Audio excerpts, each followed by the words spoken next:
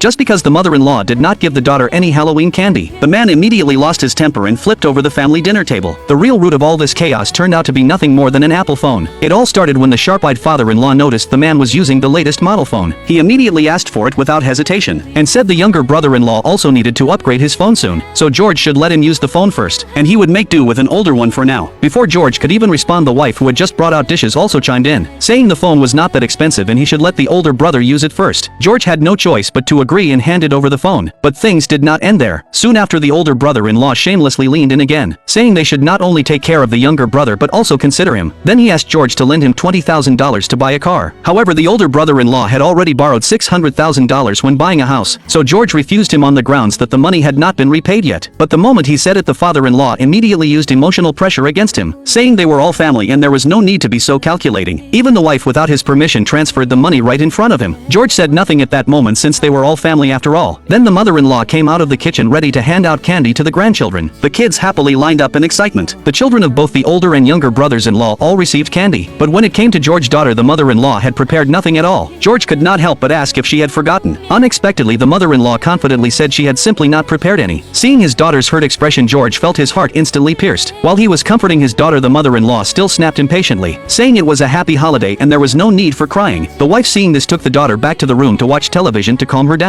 George, who had always been quietly enduring, finally could not hold it anymore. He took back the phone he had just given away. Everyone immediately questioned what he meant, but he only replied coldly that if his daughter did not get candy, then he would not give them anything either. He then directly called the Social Security office and applied to withdraw the $300,000 pension he had been paying for his father-in-law and mother-in-law. This move completely stunned the entire family. The father-in-law and mother-in-law jumped in anger and accused him of being stingy, saying they had always treated him like their own son, and could not believe he would treat them this way. George let out a cold laugh and said when his own company was on the verge of bankruptcy, he had asked to borrow $50,000 from the father-in-law and was rejected. He originally thought the father-in-law had no money, but the very next day he used that same $50,000 to buy a motorcycle for the older brother-in-law. Even more ironic was that the money was the same money George had once given him. This revelation did not bring any guilt. Instead, it only enraged the entire family even more. The older brother-in-law accused him of not respecting rules and elders. The younger brother-in-law arrogantly said that the whole family had accepted him even though he was an orphan, and that was why they allowed him to marry his sister. But instead of being grateful, he dared to talk back. The two of them stood up ready to fight. Just as the conflict was about to explode, the father-in-law finally shouted to stop them, and everyone sat back down. But even then, the father-in-law still pretended to be generous, saying as long as George apologized and paid back all the pension money in one lump sum, everything would be forgiven. This time George refused without hesitation and said it was impossible. He then told his wife to bring the daughter out so they could go home, but the wife stopped him and tried to persuade him, saying it was a holiday and they were all family and he should not act like this. She also insisted that their family had no tradition of giving candy to granddaughters. George only felt a deep chill in his heart. Just moments ago, the mother-in-law had scolded his daughter right in front of him, yet his wife showed no concern at all. At that moment, the younger brother-in-law mocked him for being petty. George did not argue anymore and simply picked up his daughter to leave, but his wife once again blocked him, asking if he really wanted to force her into breaking ties with her family. Looking at the wife who had never once stood up for him, George felt completely disheartened and turned to leave again. But the father-in-law and the rest of the family still would not let it go, accusing him of ruining the holiday, and even calling him an ungrateful wolf. His wife also demanded that he apologize. At this moment, he could no longer endure it. He had originally wanted to leave them some dignity, but now he decided to settle every account from the past years. He then angrily listed every expense he had paid for the family, which totaled more than $1 million